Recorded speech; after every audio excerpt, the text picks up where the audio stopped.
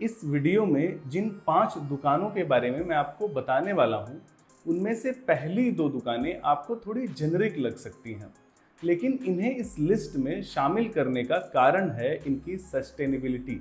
मतलब जहां online e commerce या क्विक कॉमर्स की वजह से ट्रेडिशनल दुकानों पर संकट आ गया है, वहीं इन 2 दुकानों पर ऑनलाइन मार्केट का प्रभाव आने वाले समय में भी कम ही रहने वाला है। बाकी जो लास्ट की 3 तरह की दुकानें बताऊंगा, संभावना है कि आपकी पास की मार्केट में ऐसी दुकानें अब तक होंगी ही नहीं। ऐसे में अगर आप भी कोई दुकान खोलने के बारे में सोच रहे हैं, तो इन 5 तरह की दुकानों के बारे में आपको जरूर विचार करना चाहिए।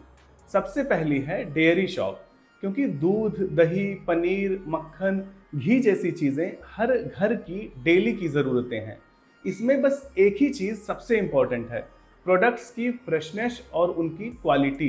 अगर आपने ये चीज़ अच्छे से मेंटेन कर ली, तो कस्टमर्स रेगुलरली लौट कर आते रहते हैं।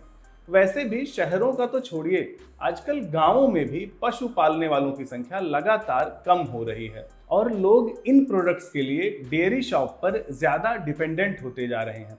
ऐसे में डेयरी प्रोडक्ट्स की डिमांड आने वाले समय में भी बढ़ने की संभावनाएं हैं।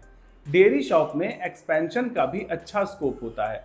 जैसे आप बेकरी के आइटम्स, ब्रेड, पाव, बिस्किट, नमकीन और आइसक्रीम जैसी चीज़ें भी बढ़ा सकते हैं। अगला शॉप आइडिया ऐसा है जिसमें हस्बैंड और वाइफ दोनों एक साथ रहकर अपनी शॉप चला सकते हैं। हस्बैंड कॉस्मेटिक प्रोडक्ट्स को हैंडल कर सकता है, साथ ही उसी शॉप के इंटीरियर में वाइफ ब्यूटी पार्लर भी चला सकती है। ब्यूटी पार्लर में खास बात यह है कि ये एक सर्विस बेस्ड शॉप है, जिसमें सर्विस की अच्छी वैल्यू रहती है और मार्जिन अन्य दुकानों की तुलना में बेहतर हो सकता है। साथ ही कॉस्मेटिक प्रोडक्ट्स में भी अदर प्रोडक्ट्स के कंपैरिजन में प्रॉफिट की अच्छी संभावनाएं होती हैं। हमारा जो तीसरा आइडिया है वो है 99 शॉप। 99 का टैग ही अपने आप में एक अट्रैक्शन है। लोग ये देखने भी दुकान पर चले आते हैं कि क्या क्या मिल रहा है और ऐसे प्रोडक्ट्स भी खरीद ले जाते हैं जिन्हें खरीदने की वास्तव में पहले से उनकी कोई योजना नहीं होती। 99 शॉप में आप कई कैटेगरीज रख सकते हैं, जैसे 9 रुपीज से लेकर 199 या 299 रुपीज तक। इसकी सबसे खास बात यह है कि इस शॉप में हर उम्र के ग्राहकों के लिए प्रोडक्ट्स हो सकते हैं। बच्चों से लेकर बुजुर्गों तक सभी के लिए सस्ते और काम के सामान मिलते हैं। छोटे प्राइस रेंज की वजह से ये प्रोडक्ट्स जल्दी बिकते हैं। इसमें प्रोडक्ट्स का सिलेक्शन ही सबसे ज़्यादा इम्पॉर्टेंट है।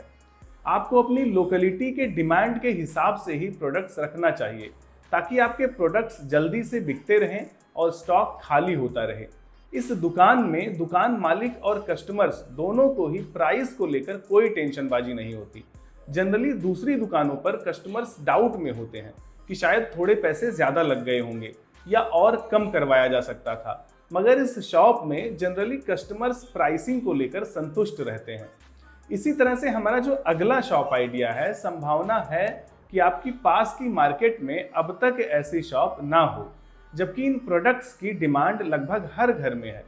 पूजा के सामान जनरली किराना स्टोर या रिलेटेड शॉप्स पर तो मिल जाते हैं, लेकिन छोटी मोटी मार्केट्स में इनके लिए डेडिकेटेड शॉप जनरली नहीं होती। ऐसे में आप अपनी लोकल मार्केट में एक डेडिकेटेड पूजा सामग्री की शॉप खोल सकते हैं, जिसमें सिर्फ पूजा के ही सामान मिलते हों। इससे आपकी विश्वसनीयता बढ़ेगी और पूजा सामानों की खरीद के लिए लोग आपकी शॉप पर ही आएंगे। बस आपको आपकी एरिया के हिसाब से यूज किए जाने वाले पूजा सामानों की पूरी रेंज रखनी चाहिए, ताकि कस्टमर को भरोसा रहे कि यहाँ पर पूजा का कोई भी सामान हो मिल जाता है। हमारा जो लास्ट आइडिया है, गाँवों का तो छोड़िए, शहरों में भी जल्दी ऐसी डेडिकेटेड शॉप्स देखने को नहीं मिलती। यह है बेबी एंड किड्स शॉप। यहाँ पर छोटे बच्चों से संबंधित हर चीज़ मिलनी चाहिए, जैसे बेबी के खिलौने, कपड़े, फुटवेयर, डायपर, बेबी के स्किन केयर, बेबी के लर्निंग आइटम्स जैसे पजल्स, क्राफ्ट्स, कलरिंग किट्स और बहुत कुछ हो सकता है।